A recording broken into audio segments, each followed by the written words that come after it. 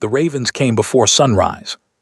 7 of them, black as a closed eye, each one carrying a scroll sealed with the iron fist of the Ashenvale royal crest, pressed in blood-red wax. They landed simultaneously on the 7 watchtowers of the kingdom, one for each great pack, and the sound of their wings was the first warning. The second warning was the silence that followed. By the time the sun rose, every wolf in Dawnspire knew. The blood moon ceremony had been called. Noble mothers grabbed their daughters and started calculating. Pack elders called emergency councils. In the lower districts, people stopped mid-step and looked toward the palace with the particular expression that only comes when something large and inevitable finally arrives. And in the palace corridor lined with iron torches, Prince Rolf Vanether stood completely still, unopened scroll in his hand, staring at his father's seal like a man staring at the edge of a cliff he already knows he is going to jump from.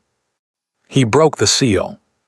By the ancient law of the Ashenvale bloodline, Prince Rolf Vanether is hereby commanded to attend the blood moon mate selection ceremony and choose his Luna before the moon reaches its peak. Failure to choose will result in the crown selecting on the prince's behalf. This is not a request. This is law. Below the formal text, in his father's own handwriting, one line had been added. "Do not embarrass me, boy." Rolf folded the scroll, slid it into his jacket pocket, walked to the window at the end of the corridor and looked down at Dawnspire, thousands of wolves living ordinary lives, free to love whoever their instincts chose. He had never envied them more than he did at this exact moment. Because 6 months ago, his wolf had chosen, had stopped dead in its tracks in a dim shop in the lower district and said simply, "Her." And the girl it chose was the one person in the entire kingdom that his father would rather see destroyed than standing beside the throne. Her name was Gwendoline Asheville. Not Ashenvale, the royal name. Asheville. People had spent 20 years finding that coincidence amusing. Gwendoline had spent 20 years not finding it amusing at all. She lived at the bottom of Dawnspire in a building that leaned slightly left as though tired of standing. She ran the apothecary on the ground floor, mixing remedies, grinding herbs, working from before dawn until after dark. 20 years old, quiet, careful with her words and even more careful with her heart. Because Gwendoline Asheville was cursed. Everyone knew it. They had known it since the night of her birth, when a storm tore through Dawnspire and killed 7 wolves and burned a silver scar into the night sky that lasted 3 days. The elders had looked at the newborn girl and seen the darkness already threading through her aura, faint but unmistakable, a shadow with no source. They called it the Ashen Curse. It did not make its bearer violent. It made her a magnet for misfortune. Anyone who got too close, too invested, too attached, their lives began to unravel. Gwendoline's mother died when she was 4. Her father left when she was 6. The family that took her in lost their business within the year. The first friend she ever made broke both legs in a fall 3 days after they became close. By 10, Gwendoline had stopped letting people in. By 15, people had stopped trying. They used her remedies, left coins on the counter, called her Asheville's ghost not cruelly, just accurately. There but not present, visible but unseen. What none of them noticed, what Gwendoline herself barely dared to examine, was that the curse had been quieting for 6 months. Since a tall, dark-haired young man in unmarked clothes had ducked into her shop out of the rain, dripping on her floor, asking for a fever remedy, and looked at her with amber eyes that held none of the wariness she was used to. He looked at her the way people looked at other people, like she was simply a person. She gave him the remedy, took his coin, told herself the warmth in her chest was the hearth fire. He came back the next week. And the week after that. He never stayed long, never said anything extraordinary. He asked about herbs, listened with real attention, occasionally made her laugh with the kind of dry observation that required someone to actually be paying attention to the world. He never told her his name. She never asked. She already knew it. She had recognized him on the 3rd visit, the angle of his profile in the lamplight, the face she had seen on commemorative banners every year since she was old enough to look at banners. Prince Rolf Vanether. She said nothing. He continued not introducing himself. And for 6 months, something had been building underneath the ordinary conversations, careful, wordless, and far more real than anything that had ever happened to either of them. Then the ravens came. 3 days later, the blood moon would rise. That evening, Rolf did what he knew he should not do. He stood at the corner of her street for 11 minutes in the rain, arguing with himself, and then let his feet make the decision his mind refused to. She was behind the counter when he walked in, grinding something sharp and green, sleeves rolled up. She looked up. Their eyes met. "You heard," she said, not a question. Everyone heard. She went back to grinding, hands steady, jaw tight. "Congratulations," she said quietly. "You'll have a Luna by end of week." "Gwendoline." She stopped. He had never used her name, which meant he had known it all along, had come here week after week knowing exactly who she was, and chosen to come anyway. She set down the pestle very carefully. "Don't," she said softly. "I haven't said anything yet." "You don't have to, I can see it on your face." She turned to face him fully. "Rolf, I am cursed. Every person who has ever cared about me has paid for it. I will not be responsible for what happens to you if... My wolf doesn't care about curses. Your wolf should care about survival." Her voice was steady, but her hands were pressed flat against the counter, trembling. "Your father would have me removed from this city before he'd allow. I know what my father would do." Silence. Outside, rain on the window. Inside, hearth fire, the smell of ground herbs, and something invisible pulling tight between them. "What I feel when I walk through that door," Rolf said quietly, "is the truest thing that has ever happened to me." Gwendoline closed her eyes. When she opened them, there was something raw in her expression, something she covered quickly with her usual composure. "Go home, Rolf," she said gently. "Choose a proper Luna, build a good kingdom, be better than your father." She turned back to her work. He stood there a moment longer. Then he left. And behind the counter, after the door closed, Gwendoline pressed both hands over her mouth and stood very still for a very long time, doing the one thing she had spent 20 years learning never to do. Hopping. They arrived the morning before the ceremony. 32 she-wolves from across the 7 packs, each one a bloodline, a territory, a political calculation wearing a beautiful face. They came with trunks and attendants and letters from pack elders. They came knowing that one of them would become Luna before this week ended. The palace had not seen this kind of activity in 2 decades. Servants ran corridors in controlled panic. The kitchens worked through the night. White orchids and silver moonbloom filled every vase in the ceremony hall, imported at enormous expense, chosen by the Alpha King himself, because Roderick Vanether understood that ceremony was its own kind of power. He moved through the arrivals like a man conducting an inspection. 53 years old, dark hair shot through with silver, amber eyes that perpetually narrowed, as if the world constantly failed to meet some standard he had set for it long ago and never lowered. He had already chosen. Lady Morin of the Ironstone Pack, 21 years old, eldest daughter of High Elder Kerman. The Ironstone Pack controlled the northern border, securing that alliance meant securing the kingdom's most vulnerable edge against wildland pressure. Morin herself was sharp composed, and came from the cleanest bloodline north of the capital. Roderick had spent 2 months ensuring she would stand at the front of the candidate line. 3 private meetings with her father, the finest guest rooms, the most visible seat at every preliminary gathering, every detail arranged. The ceremony was, in his mind, already concluded. What Roderick had not allowed for was the one variable he had never been able to fully calculate. His son. Rolf sat through the formal presentation breakfast watching 32 accomplished women, and feeling nothing but the specific misery of a man who knows exactly what he wants, and exactly how much it is going to cost him to pursue it. Across the table, Lady Morin laughed at something one of the other candidates said. She had a genuine laugh, warm, unguarded. She was clearly intelligent. She would have been, under different circumstances, someone worth knowing. She was just not Gwendoline. And all the political logic in the world could not argue with the part of him that knew the difference between correct and right. He sat beside her at the breakfast because protocol required it. "You seem elsewhere," Morin said, quietly enough that only he could hear. He looked at her. She was watching him with the direct, assessing gaze of someone who did not waste time on pretense. "I apologize," he said. "Don't apologize, just be honest." She set down her cup. "You've already chosen, haven't you, before this breakfast, before this ceremony, before any of us arrived?" He said nothing, which was its own answer. Something moved across her face, not heartbreak, nothing that dramatic.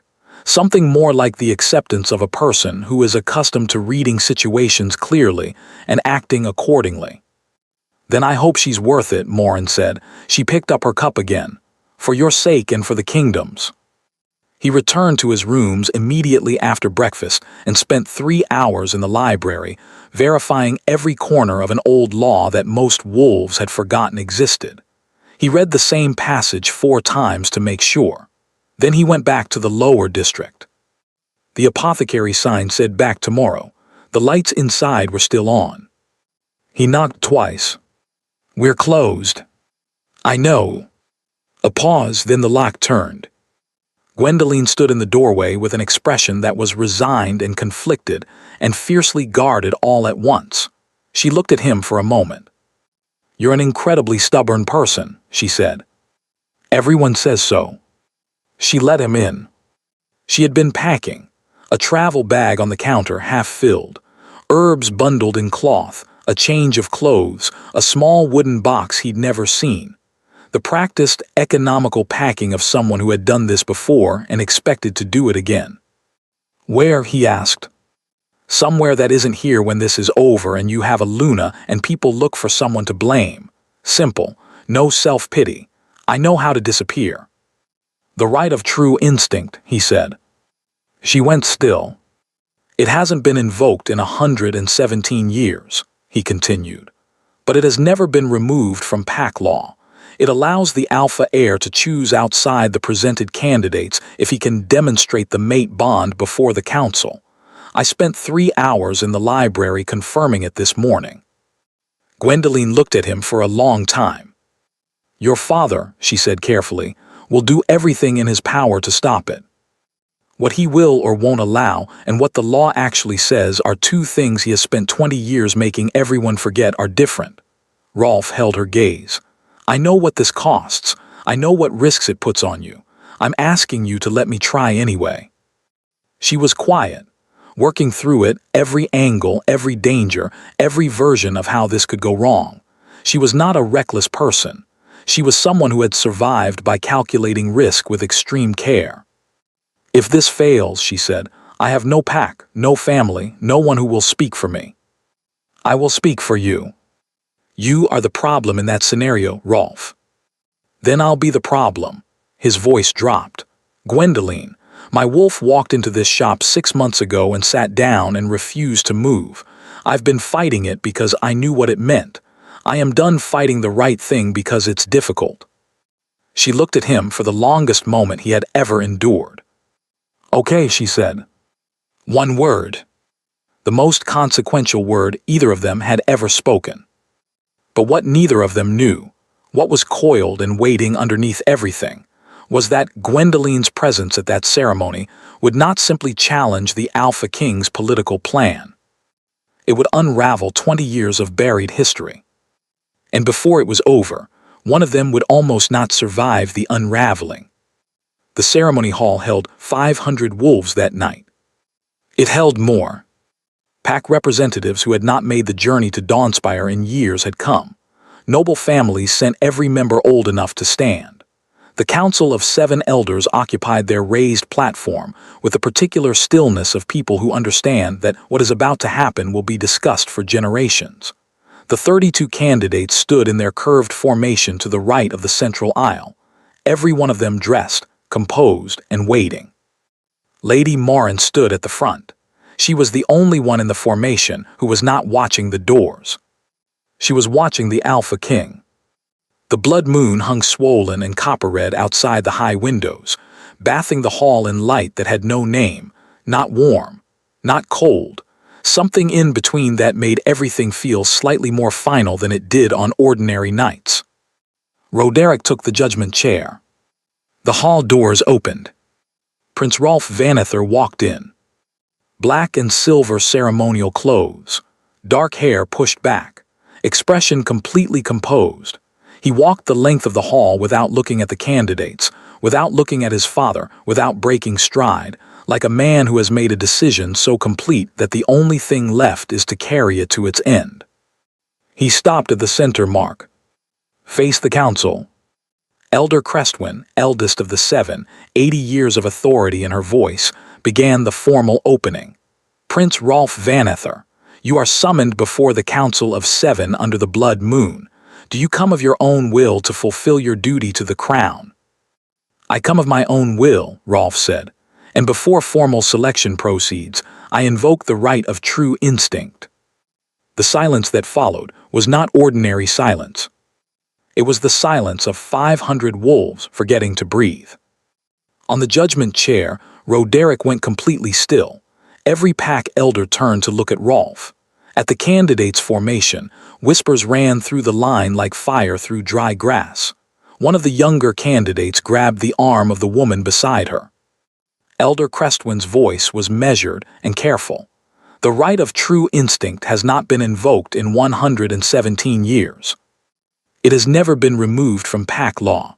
Rolf's voice carried to every corner of the hall. I verified this personally. Roderick rose.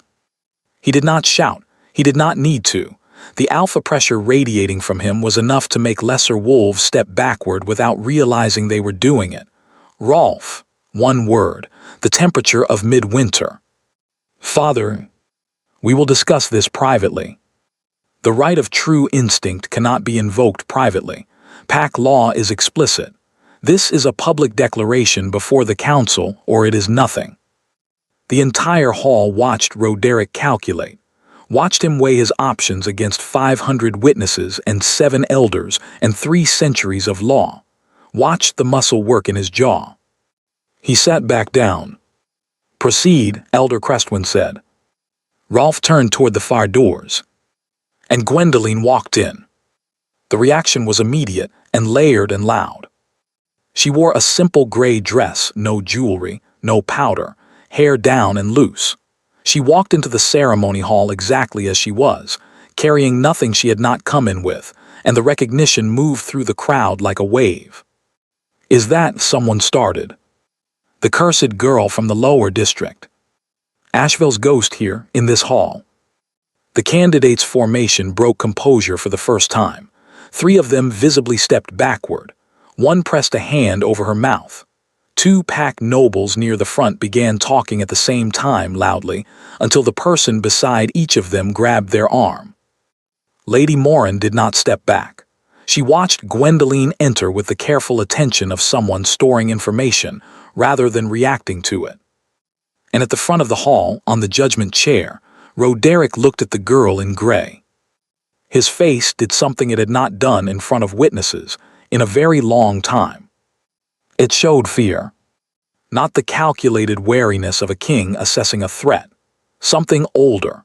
Something that recognized Gwendoline Asheville specifically, reached some conclusion that had nothing to do with tonight's ceremony, and went cold. Then it was gone, replaced with a fury that was much more familiar. What is this? Not a question. This, Rolf said, crossing to Gwendoline, is Gwendoline Asheville, and she is my mate. The hall erupted. Noble voices over each other. That's impossible, the cursed girl. The prince has lost his mind. Someone stop this. A pack elder on the left was on his feet, pointing. 2 of the candidates were crying, not from heartbreak but from the sheer disorientation of watching a sacred ceremony break apart in real time. Someone in the back shouted something that got swallowed by the noise. Gwendoline stood completely still in the center of it. She had known this would happen. She had prepared for it. But preparation and experience were different things, and standing inside 500 wolves worth of shock and anger was harder than she had imagined it would be. Rolf reached her. He stopped 2 feet away and looked at her, and his expression, which had been composed and controlled since he walked through those doors, was for this one moment entirely unguarded. "Are you certain?" she asked quietly under the noise. "I have never been more certain of anything." She looked at him for one long moment. Then she took his hand. The mate bond, 6 months of careful restraint, 6 months of walls they had both built and maintained, broke. The light came from their joined hands and rose upward, golden and steady, and it was not subtle. It was not uncertain. It filled the hall from floor to ceiling, visible to every wolf in the room, and every wolf in the room went silent the way people go silent when something happens that they do not have the right words for yet. The shouting stopped. The crying stopped. Even the pack elder who had been on his feet sat down slowly, his pointing hand dropping to his side. Elder Brindle, second eldest of the 7, had been a council member for 800 years. He rose from his seat with the careful deliberateness of someone whose bones had earned the right to move slowly. His voice, when it came, was barely above a whisper. "The eternal bond," he said, "moon above, I did not believe I would live to see one." He didn't need to say more. Every wolf in that hall knew the name. The eternal bond, the rarest of all mate manifestations, not formed by proximity or convenience or political arrangement. Formed by fate before either wolf could choose it, souls matched before birth and drawn together across every obstacle the world could place between them. The last documented case was 300 years ago. For 3 full seconds, the hall held its breath. Then Roderick descended from the platform. His power came with him, alpha pressure that made torches flicker and shadows pull sideways, and even the elders tightened their grips on their chairs. He walked toward Rolf and Gwendoline and stopped 10 feet away, his amber eyes moving between his son and the girl, and every wolf in that hall felt the danger of what was about to happen. "This is a manipulation," Roderick said. "The cursed blood corrupts perception. It manufactures false impressions. What you are seeing is a trick." "Alpha King." Elder Crestwin's voice was iron wrapped in calm. "The eternal bond cannot be fabricated. No curse in recorded history has reproduced its visual signature. This is in the moon covenant texts that predate your reign by 2,000 years. "Then the texts are wrong." "The texts," Elder Brindle said, "have never been wrong. My son is being manipulated by a cursed girl who should not even be in this building." Roderick's voice rose for the first time, and the sound of it made half the room flinch. "I will not stand here and watch this kingdom's future be handed to a—" "You will stand here," Elder Crestwin said sharply, "because the law requires it, and the law does not care about your preference tonight." 3 pack nobles in the front row were on their feet now, shouting over each other. A young candidate near the back of the formation had fainted. 2 others were holding her up. The hall was descending back into chaos, but a different chaos than before, less shock, more division, people choosing sides in real time. And through all of it, Gwendoline stood beside Rolf with the bond light steady between them, and her expression was something extraordinary, not triumphant, not frightened. Deeply, completely still, like a person who has walked through the storm they always knew was coming and found themselves still standing on the other side. Rolf looked at his father. "You know what this is," he said quietly. "You know what this means. You have felt it before." Something moved across Roderick's face. Something no one in the hall could identify. "This is not over," Roderick said. He was right. It was only just beginning. They did not lock her in a cell. That would have been too visible, too challengeable. What Roderick did was more careful. He placed Gwendoline under what the palace called protective observation, comfortable rooms in the east wing, a private garden, constant guard, imprisonment wearing courtesies clothing. Rolf fought it in the council chamber the next morning with 3 separate legal arguments. Elder Crestwin agreed with 2 of them. Roderick listened to all of it without expression, and then invoked the Alpha King's emergency prerogative. an obscure provision allowing the crown to restrict any individual deemed a potential destabilizing threat. The Ashen Curse poses a documented threat to pack stability, Roderick said. I am exercising my lawful authority to contain it while the threat is assessed.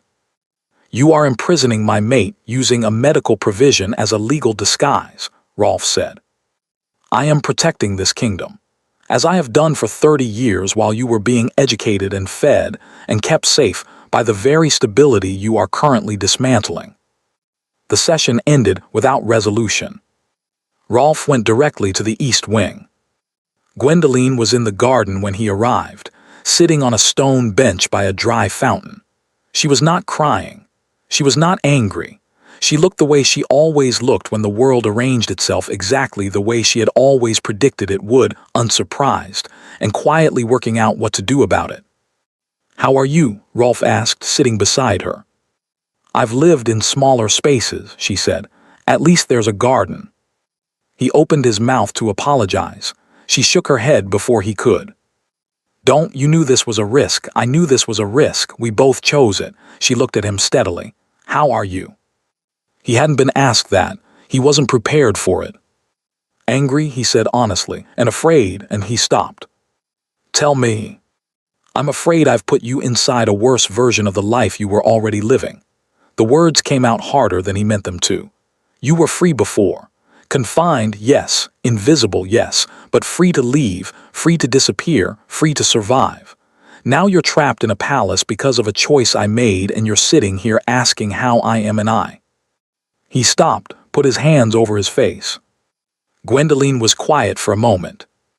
Then she said, Rolf, look at me. He looked at her. I packed that bag before you came to the shop, she said. I was going to disappear. I had a route planned, 3 cities. I'd done it twice before when situations became dangerous. I was ready to go. A pause. I chose not to. Do you understand that? You asked. I said yes. The choice belongs to both of us. I know, but... And she continued, I need you to hear something else. Something I should have said before the ceremony but didn't, because I was afraid of what it would sound like. She met his eyes directly. I don't want you to save me, Rolf. I am not a rescue. I am a person who has managed her own life in difficult circumstances for 20 years, and I do not need a prince to come down from the palace and fix me. What I chose to do, I chose because what you feel when you walk through my door is the same thing I feel, and I was tired of pretending otherwise. Not because I needed saving.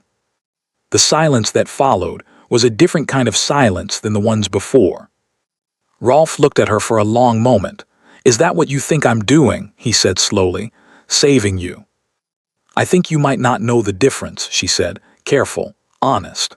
I think when you look at me you see someone who has been hurt and you want to fix it, and I understand that impulse. But I am not a problem to be solved.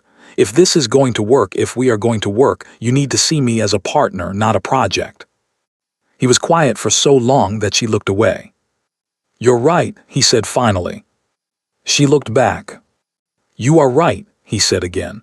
I have been coming to that shop for 6 months and I have never once asked you what you wanted. Not really. I decided what needed to happen and then I asked if you'd let me do it. He let out a slow breath. I'm sorry. Gwendoline studied him carefully. She was not a person who accepted apologies quickly or on principle. She assessed them. She held them up to the light. She believed this one. Then let me help plan what comes next, she said. Not just support your plan, help build it. Yes, he said immediately, please. And something shifted between them right then, something subtle and significant. The bond had always been there, golden and real, but this was different. This was the choice inside the bond, the decision to be equal rather than hero and rescued, the thing that mate bonds were made of, underneath the gold light and the ceremony. She told him then about the curse, how it had been quieting for 6 months, how it had never quieted before, not for a day, not for an hour in her entire life. If the bond is connected to the quieting, she said, then your father's medical argument loses its foundation. The curse he's using to justify restricting me may no longer exist. We tell the council, he said. Yes, but carefully. She was already thinking 3 steps ahead, and he could see it in her face, and it was one of the most extraordinary things he had ever watched anyone do. We need the senior healer to confirm it officially. Without that confirmation, your father will dismiss it as another trick. I'll arrange the examination. Good, she paused. There's something else. Something I haven't told you because I didn't know what it was, but there are things I can see, Rolf, have been seeing more and more for the past few weeks. Not clearly, not yet, but shadows, impressions, the truth underneath what people say, what they hide. Her hands were folded in her lap. I saw it around your father the night of the ceremony. When he looked at me, before the anger there was fear, and underneath the fear there was the image of a woman. Rolf went very still. Do you know the name Alara? Gwendoline said. The garden went quiet in a way that had nothing to do with sound. Where did you hear that name? Rolf said. His voice was careful, too careful. I didn't hear it, I saw it, around your father, whenever he looks at me. She watched his face. You know who she is. Was, he said, very quietly. My mother's name was Alara. Gwendoline said nothing. She died when I was 7, Rolf continued. My father has never spoken about her, not once in 15 years. The official account says it was a blood sickness. He looked at Gwendoline with an expression she had never seen on him, younger, more afraid than he ever let himself look. What do you see around her? Gwendoline looked carefully. The ability, whatever it was, showed her things more clearly when she focused with intention. Grief, she said softly, the kind that became something else because it didn't know how to stay grief. A pause. She didn't die of illness. A statement, not a question. Rolf stood up, walked to the fountain, put both hands on the edge of it and stood there with his back to her, very still for a long moment. When he turned around, his face was set. We need to talk to Elder Brindle, he said. I know, she said. She had already known it for several minutes. Something changed in Gwendoline, the 4th day of her confinement. She was sitting by the fountain, now running, started by a sympathetic servant who had noticed the dry basin, watching the water fall, when the world did something it had never done before. It became transparent. Gentle, not violent, like glass being cleaned rather than broken. She looked at the palace wall and saw not just stone, but the echo of an argument pressed into the mortar 17 years ago, 2 voices, a decision, and 3 lives changed by it without any of them knowing. She looked at the servant who brought her tea, and saw the worry the woman carried like a coat she never took off, not about her duties, but about her daughter who had been ill for 2 months. Gwendoline mentioned the daughter, asked casually what was wrong. The servant stared. How did you know I have a daughter? I saw the worry, Gwendoline said simply. The servant's name was Orvath, 51 years old, 30 years of palace service, not the kind of woman who talked to restricted guests about personal things. But she sat down anyway. She described her daughter's illness. Gwendoline listened, the gift showing her the specific threads of what the woman said and did not say, and then she described a combination of herbs, 3 of them, specific doses, specific preparation, that she had used in the apothecary for exactly this pattern.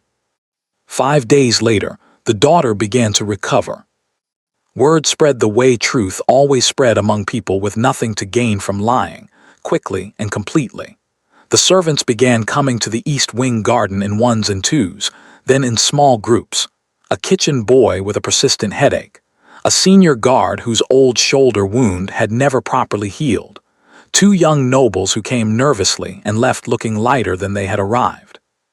Gwendoline couldn't help everyone. The gift was still new, still learning its own edges. But she tried. And the act of trying, of using the ability deliberately for the first time rather than having it leak out uncontrolled, made it steadier, more precise, more like a skill and less like a storm. She also began to notice something about what it showed her. Every person who came to the garden carried, underneath their surface concern, another layer, a deeper truth they hadn't said out loud. The gift could see both the spoken version and the true version, and increasingly, these were not the same thing. It was a useful skill in a palace where almost nothing was what it appeared to be. When Rolf came each day, she told him what she was learning. He brought her news from the council chamber and outside information, and she filtered it through the gift and handed it back to him in sharper form. They had found, in the difficult circumstances of her confinement, the working partnership she had asked for. They had also found something harder. "You came late today," she said one afternoon. Council session ran long. She looked at him. What did he say? Rolf sat down on the bench beside her. He was holding something tight in his expression that he had not been holding when she first met him. "He had me followed," Rolf said. "Yesterday when I went to the library, 3 of his personal guards. I didn't notice until I was already back." He paused. "He's watching me." "He's afraid of what we'll find," she said. "He should be." Rolf looked at his hands. "I went back to Brindle after you asked about my mother. He told me things about her, about the real reason." He stopped. She waited. "She had the same gift you have, the true sight." The words came out quiet and controlled, which she had learned by now was what Rolf sounded like when he was holding something together with effort. "She discovered something. About a war my father was conducting 30 years ago. A border incident that started the war. She found evidence that it was manufactured, that my father arranged it, that 80 wolves died in an engineered event that was then falsified in the historical record." The garden was very quiet. "She told him she couldn't stay silent," Rolf said. "She gave him 30 days to make it right." He paused. "She died within 4 weeks, suddenly, of a blood sickness no healer had ever seen before." Gwendoline closed her eyes. She saw it, the shape of it in the gift, the way old truth pressed against the surface of the present like something trying to breathe. The pattern was the same. A true sight woman who saw too clearly. A king who could not bear to be seen. The same thing, 30 years apart, and now she was sitting in the garden where the first version had once sat, bonded to the same king's son. She opened her eyes. "He knows what I am," she said. "The restriction order, the emergency prerogative, it was never about the curse." "No," Rolf said, "it was never about the curse." He looked at her with that younger, more afraid expression again. And then something else, something that cracked through the composure he was working so hard to maintain. "She gave him 30 days, he said, his voice changed. "He had 30 days to choose differently and he stopped, put both hands over his face. She trusted him. She gave him the chance to make it right and he." And then Rolf Vanether, Crown Prince of Ashenvale, who had walked into a blood moon ceremony and faced his father's full power without blinking, came apart. Not loudly, not dramatically. Quietly, the way grief that has been held for 15 years comes apart when it finally finds an opening, his hands over his face, his shoulders pulled inward, a sound that was barely a sound at all.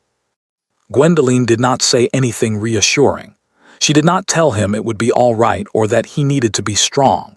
She moved next to him on the bench, put her hand over his, and stayed there in complete silence while the grief worked its way through him. When it was done, when he sat up again and wiped his face with the back of his hand and looked at her with red eyes and an expression more honest than any she had seen on him, she said, "What do you want to do? Not what should we do, not what is the right thing, what do you want?" He thought about it, really thought about it without performing the answer. "I want the truth to be spoken out loud," he said, "about her, about what really happened, in front of everyone who should have known and didn't."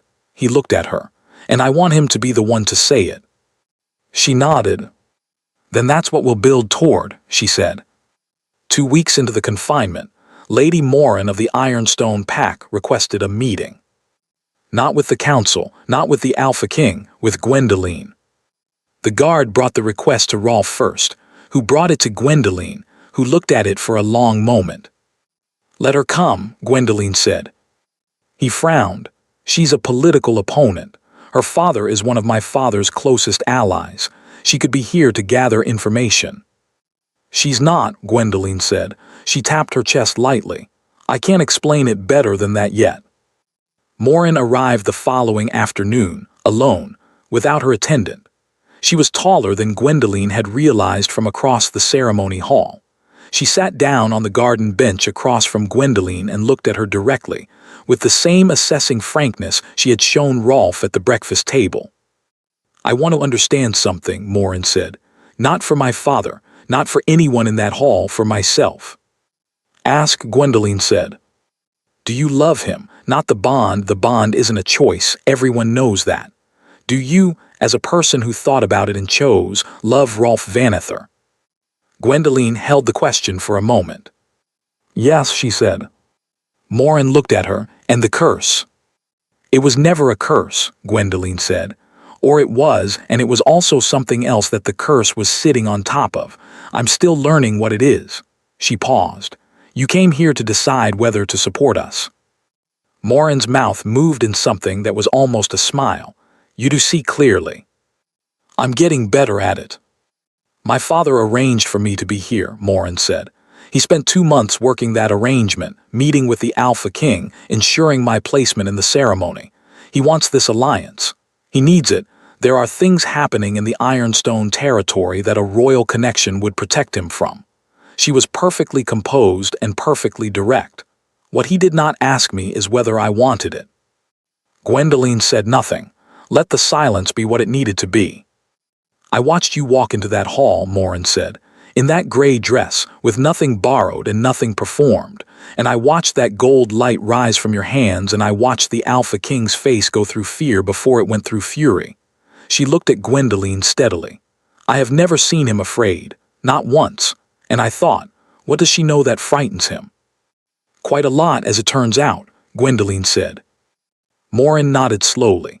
"I'm not here to be your friend. I don't know you well enough for that.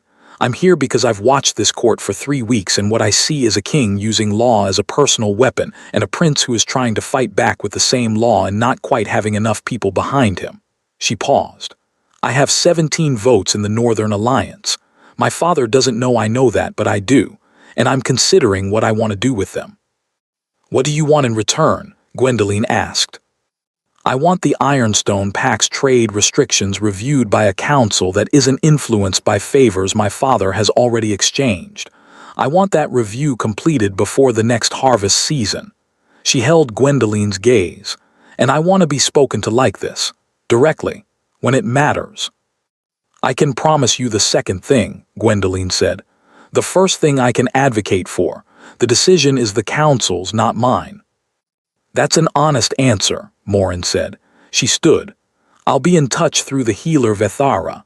She's the only person in this palace who talks to both sides without carrying information to the wrong places." She left without ceremony. Gwendoline sat for a while in the garden after she was gone, turning the conversation over, examining what the gift showed her around it. What she saw was not the political calculation she might have expected. What she saw around Morin was something simpler. A woman who had been arranged and managed and positioned her whole life, making the first choice that was entirely her own. The senior healer Vethara's report to the council came 3 days after her examination of Gwendoline, and it was, to Roderick, a catastrophe disguised as a medical document. The Ashen Curse was not only diminishing, it was dissolving, being converted steadily and completely by the eternal bond's presence. The darkness threading Gwendoline's aura, the mark that every trained healer had documented since her birth, was being transformed. And beneath it, as the curse dissolved, something else was becoming visible. Vethara laid it out before the full council in her flat, factual way, looking at no one in particular. "The girl carries the true sight," she said. "The rarest gift the moon goddess bestows. It has not been seen in this kingdom in 30 years. The Ashen Curse has been suppressing it since birth. The interference between an untrained, unguided gift of this magnitude and the ordinary world around it is what has been manifesting as the misfortune affect all her life." She set down her documents. "She is not cursed. She has never been cursed. She has been gifted beyond her ability to carry it unguided. And everyone around her has been paying the cost of that unguided gift for 20 years. The council was silent. "Remove the restriction order," Elder Crestwin said, not asking.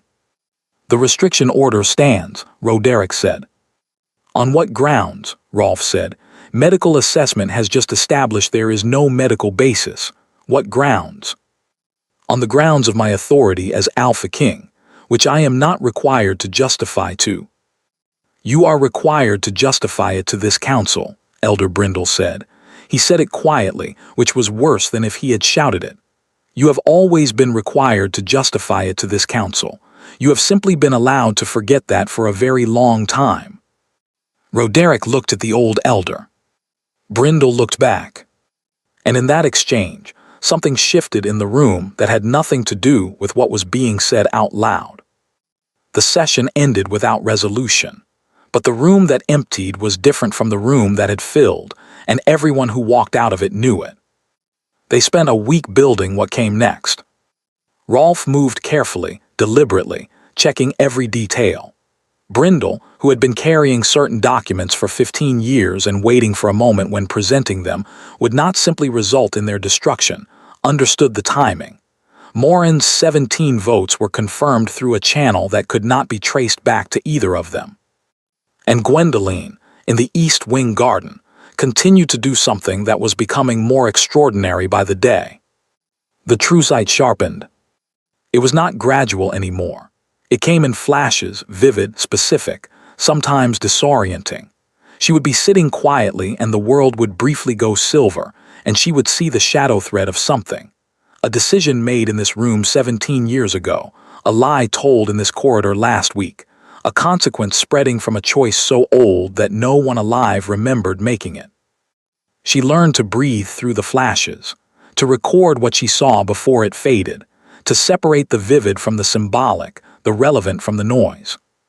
She also learned its physical cost. The morning before the council session, she had 3 visions in rapid succession, too fast, too layered, her head splitting with the pressure of it. She had barely managed to write down the details before her hands began shaking. She sat on the garden floor, back against the stone wall, waiting for the spinning to stop, deeply alone with something she did not yet know how to manage. That was where Rolf found her. He didn't ask what happened. He sat on the floor beside her without being invited, handed her the water flask he had brought without knowing he would need to, and waited. When the shaking stopped, she told him what she had seen. He listened to all of it, then said, "You should have told me the visions were doing this." "I didn't want you to," she stopped. "To what?" She was quiet. "Gwendoline," he looked at her directly. "You told me you weren't a project. I agreed. I am trying to see you as a partner, but partners tell each other when something is wrong. That's not rescue. That's just being in the same situation together." She considered this. "Fair," she said. "Tell me when it happens again." "I will," she said, and meant it. The council session was convened under Elder Crestwin's authority, using the rarely invoked mechanism that allowed 2 senior elders to call a mandatory session without the Alpha King's consent when they believed kingdom welfare was at stake. Crestwin and Brindle invoked it together. When Roderick arrived and saw who was present, Rolf and Gwendoline side by side, Brindle with his box of documents, Morin of the Ironstone Pack occupying a seat in the observer gallery she had never been invited into, he stopped in the doorway. Then he walked to a seat, sat down, said nothing. Brindle began. He laid out the historical record document by document, the border incident, the communication trail between Roderick and 3 council members, 2 dead, 1 alive and now gray-faced in his seat, the falsification of the official accounts, and then he placed Queen Alara's letter on the table, her handwriting, her words, her voice reaching across 30 years into a room that had been closed to it for all of them. The alive council member who had been part of it put his hands over his face. Then Gwendoline spoke. She did not perform it. She described what the gift had shown her, specifically and plainly, the way she did everything. The pattern of decisions, the consistency of the falsifications, 2 additional documents she had identified as significant through what the gift had shown her, still in the palace records, still retrievable. "I want to see them," Elder Crestwin said. 3 council members left. They came back in 9 minutes. The documents matched Gwendoline's descriptions exactly. The room was very quiet. Roderick looked at the documents on the table, at Alara's letter, at the council member whose hands were still over his face. Then he looked at his son. "She saw what your mother saw," he said. "Yes," Rolf said.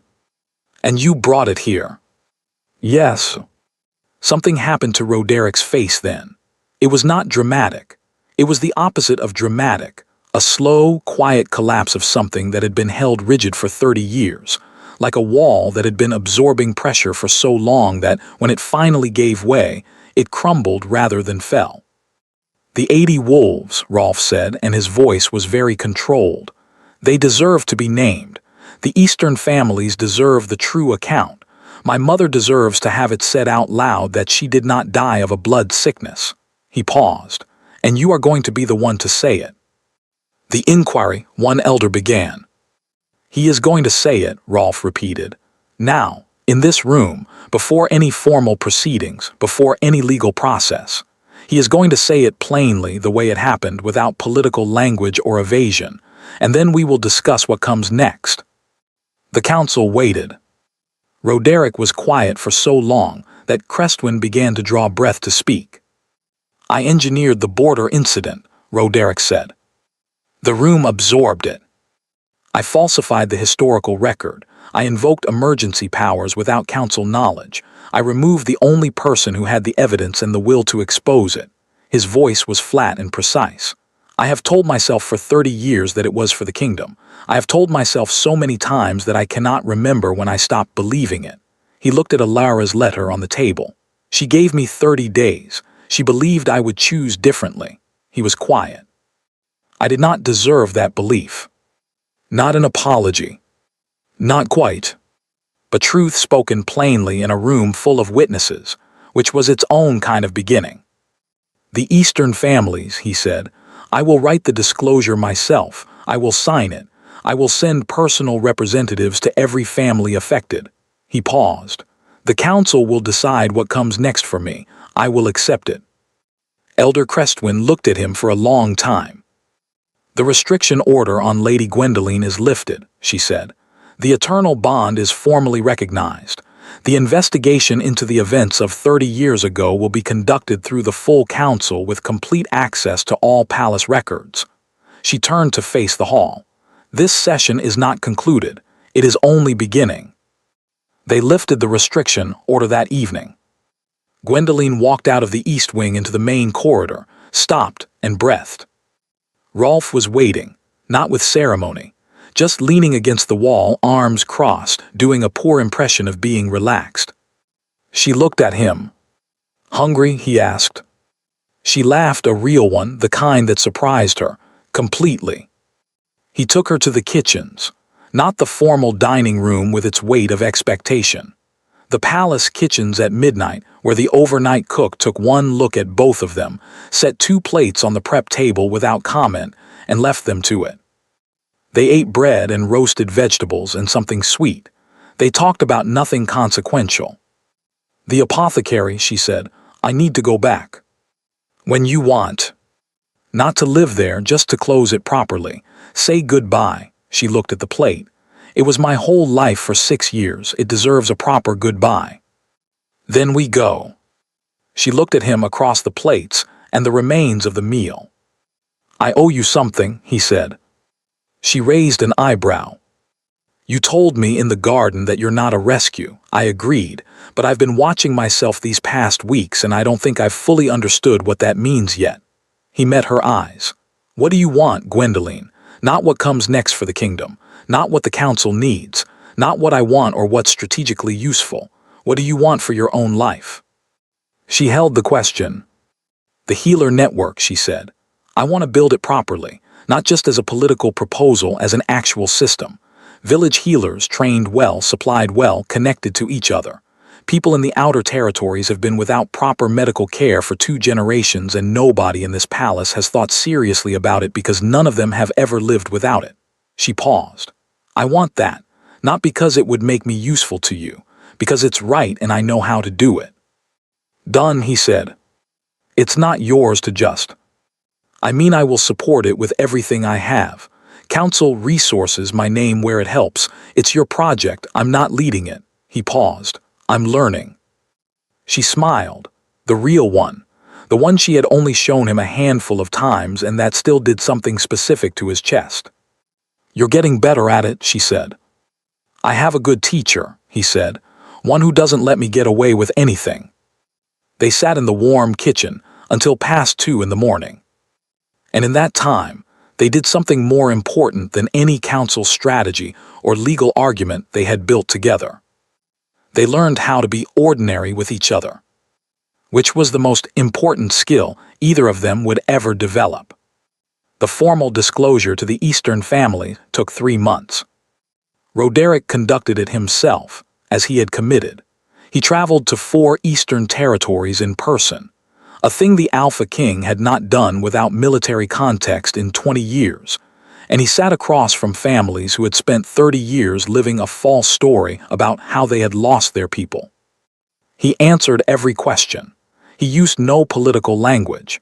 He said, "I did this enough times and in enough rooms that even the most skeptical representatives eventually stopped waiting for the evasion." It did not undo what had been done. Nothing would. But the families who had buried people under a false name for their grief could now speak the true name. The memorial in the Eastern capital that had never had an honest inscription could finally receive one. The history could be corrected. The living council member who had been complicit faced formal proceedings. He did not contest them. He accepted his judgment with the exhausted resignation of someone who had been carrying a weight for 30 years and was simply glad to put it down. Rolf watched all of it. Not from a distance, he was present at every session, every meeting, every Eastern Territory visit. He watched his father conduct the hardest work of his life, and he did not make it easier, did not provide comfort, but did not abandon the witnessing either. He was simply there, which was its own kind of statement. And Gwendoline was building the healer network. She worked with Vethara, with regional healers she had known from her apothecary years, with village elders from territories that had never received an official palace representative in living memory. She drafted supply chains and training programs and communication systems. She traveled to 3 outer territories, the first time she had been outside Dawnspire in 6 years, and came back each time with more information and a clearer picture of what the actual need was. The gift accompanied her on these journeys and grew more precise with each one. She had learned to manage it, to breathe through the flashes, to record what she saw, to distinguish the significant from the ambient noise of accumulated human experience that every place carried. She had also learned its limits, which were just as important. "I can see what's true," she told Rolf one evening after a particularly long session with the Eastern representatives. "I can see what's being hidden. What I can't see is what's right. That part is still just judgment, the same as everyone else." "Good," he said. "I'd be concerned if you could see that too." "Why?" "Because then you'd have to carry every decision, and you'd burn out before you were 30. She considered this. "That's surprisingly wise." "I have moments." She threw a piece of bread at him. He caught it. Things were, in the particular way of things that have been through fire, and found that they can bear it, slowly becoming something. Lady Morin appeared before the full council 6 weeks after the disclosure process began, and made a statement that no one in the chamber expected. She stood in the observer position, which she had been occupying with increasing regularity, and she said, "The Ironstone Pact formally recognizes the eternal bond between Prince Rolf Vanether and Lady Gwendoline Asheville, and requests that the Council acknowledge the Northern Alliance's full support for the Luna designation." The room was so quiet you could hear the torches breathe. High Elder Kermon, her father, was not in the room. If he had been, the silence would have been a different kind. "This is voluntary," Morin clarified. "My father's preference is known. My preference differs from his, and I hold independent standing as Ironstone's heir. This is my statement, not his." She met Gwendoline's eyes across the chamber. "I saw a woman walk into a ceremony with nothing but herself, and tell the truth about what she was without apology. I decided that was the kind of person worth standing behind." She sat down. Elder Crestwin looked at Rolf, looked at Gwendoline, looked at Morin. "The council notes the Ironstone recognition," she said. And from that day, the political ground shifted in a direction that Roderic's remaining allies had not calculated and could not easily reverse. The formal Luna ceremony was held 4 months after the blood moon. Gwendoline had made one specific request. She had asked for it to be held in the lower district square. There had been significant discussion, then it had been granted. Because the Luna had asked, and because the true site that had served the kingdom through 4 months of difficult rebuilding deserved to receive its formal recognition in the place that had shaped the person who carried it. The lower district square had never been so full. Ordinary wolves from every part of Dawnspire, pack representatives from all 7 territories, Eastern families who had traveled specifically for this, not because they had forgotten what had been done to them, but because the disclosure had begun something in them that needed a new chapter to continue. Village healers who had been the first members of Gwendoline's network and wanted to see its architect receive her title. And the people of the lower district itself, the ones who had bought remedies from a quiet girl for years and called her Asheville's ghost and never imagined who she was becoming. They lined the streets from the apothecary all the way to the square. Gwendoline had gone to the apothecary that morning before the ceremony. She had unlocked the door that was no longer quite hers. She had sat behind the counter for a while in the familiar smell of dried herbs and worn wood and let herself feel it.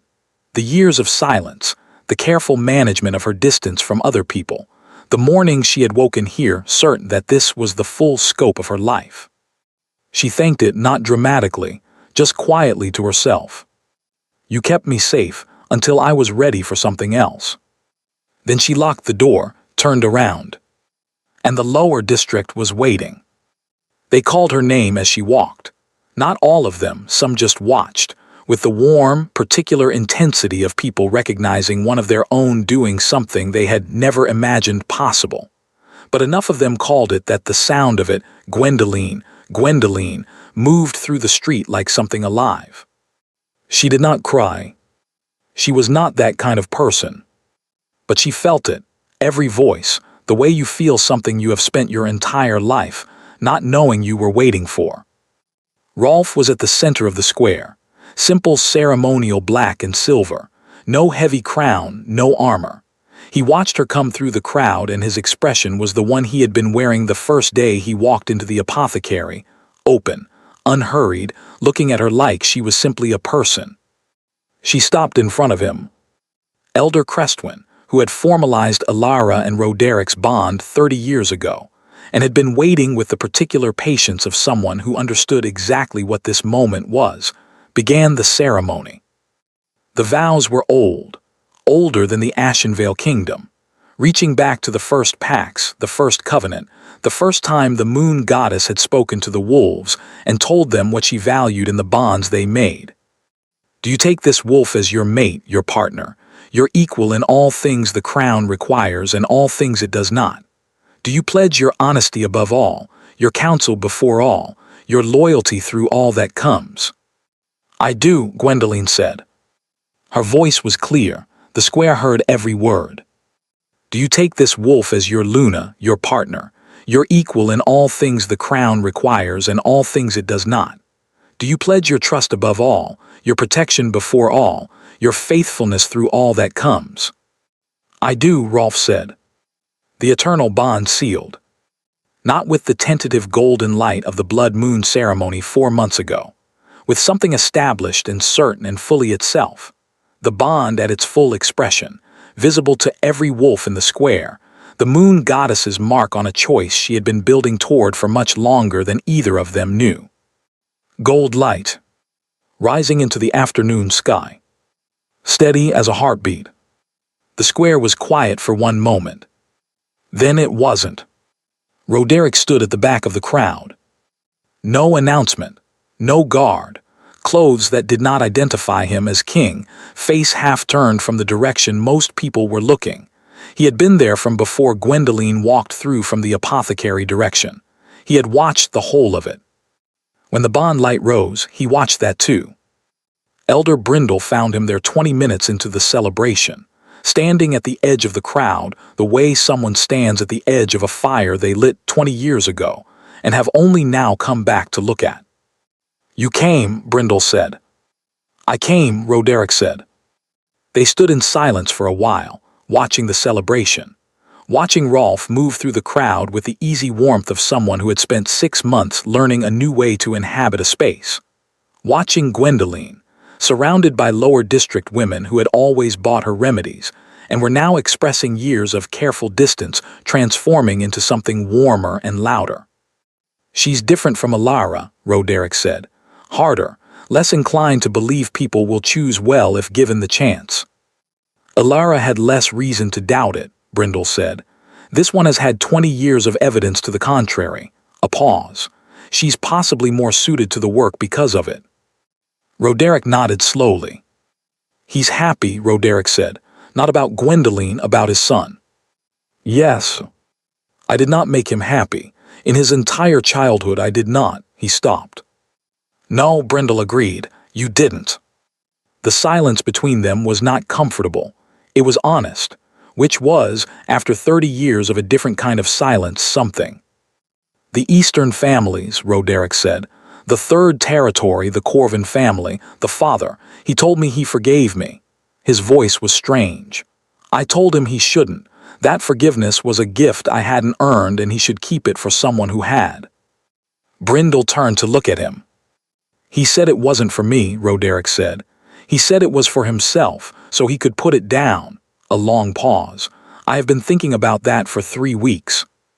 And I think I may have spent 30 years confusing the weight of things I'd done with the substance of who I was, as if carrying the weight proved I took it seriously." He watched his son lift Gwendoline's hand in the celebration and spin her, once, in a way that made her laugh in real surprise. "It doesn't, does it? You can carry something your whole life and it still doesn't mean you've done anything with it." "No," Brindle said gently, "it doesn't." Roderick was quiet for a long time. "I don't know if what comes next is possible," he said finally. "I don't know if there's a version of what I've done that leads anywhere worth going, but I'm going to," he stopped, started again. "I'm going to try to find out." It was not a grand declaration. It was not meant to be. It was a first step, unsteady, uncertain, taken by a man who had been standing still for 30 years and was only now learning what movement felt like. Brindle said nothing. He simply stayed beside the old king, while the kingdom's new chapter celebrated itself in the lower district square, both of them watching from the edge of a fire that was, slowly and imperfectly, being transformed into something warm enough to stand close to. Rolf and Gwendoline sat on the roof of the apothecary that night. They had slipped away from the formal celebration at the palace with the practiced efficiency of 2 people who had learned each other's escape signals. A look across the banquet table, a slight tilt of the head, a shared understanding that the room full of people celebrating them was generous and kind and completely exhausting. They had come back here. The roof was flat, slightly dusty, cool in the evening air. They sat with their backs against the low rise at the edge, shoulders touching, looking up at the sky. No blood moon tonight. Just ordinary stars, the kind with no ceremony attached, the kind that simply were. "What does it show you?" Rolf asked quietly, "when you look forward now?" The gift, when she directed it toward the future, was different from when she used it on the present or past. Less clear. More impressionistic, threads rather than images, patterns rather than events. "Years," she said. "A lot of them, hard ones and easy ones and ones that are both at the same time, arguments that matter, decisions that cost something real." She paused. "The healer network growing into something that outlasts us. The Eastern reconciliation taking longer than anyone hopes but going deeper than anyone expects. Your father making slow, uneven progress towards something he doesn't have a name for yet." Another pause. "Children, eventually. Which will be." "Terrifying," Rolf said. "I was going to say wonderful," she said, "but also terrifying." "Both," he agreed. She looked up at the stars. "There's something else, something I saw 2 days ago and haven't told you yet." He turned to look at her. "In the Eastern Territories," she said carefully, When I was there for the network assessment, there's something moving through the border villages, not a person, a feeling. Old, organized, deliberate, like something that has been sleeping for a long time and has recently decided that the things it was waiting for have happened. Her voice was measured, clinical in the way she got when she was describing something the gift had shown her that frightened her. I don't know what it is yet. I only saw the edge of it. But I'll see more, and when I do, you need to know immediately. Rolf was quiet. You're telling me now, he said. Because we agreed. Partners tell each other when something is wrong. He took her hand. The bond hummed between them, warm and steady, the kind of thing that doesn't need acknowledgement because it simply is. We'll deal with it, he said. Together, she said. Always together. She leaned her head against his shoulder. He rested his head against hers.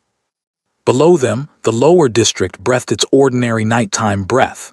Windows shutting, fires dampening, children put to bed, ordinary life living itself with the unremarkable beauty it always had, underneath all the ceremony and the politics and the history. A kingdom rebuilding.